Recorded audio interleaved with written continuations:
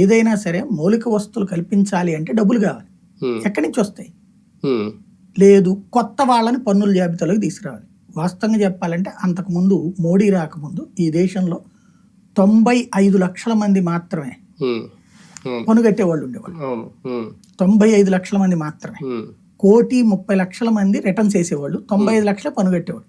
ఇప్పుడు దాదాపు 12 లక్షల మంది రిటర్న్స్ వేస్తున్నారు, దాదాపు 6 లక్షల మంది దాకా పన్ను కడుతున్నారు. ఇది 1,50,00,000 మంది దాకా పన్ను కడుతున్నారు.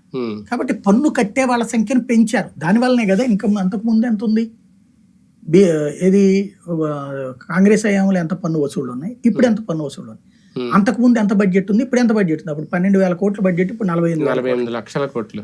45 లక్షల కోట్లు, అప్పుడు 12 లక్షల కోట్లు. ఎంత తేడా ఉంది బడ్జెట్?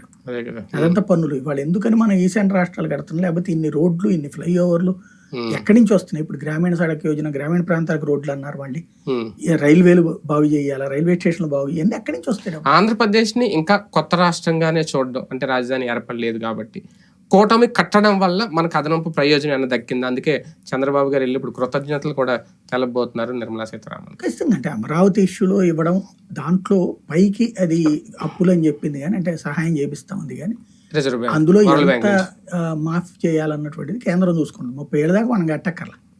ఒక్క వరల్డ్ బ్యాంక్ అనలా, వివిధ సంస్థల ద్వారా, అది ఏడీబీ ద్వారా ఇప్పించవచ్చు, నాకు ఏదో ఒక దాంతో ఇప్పిస్తారు.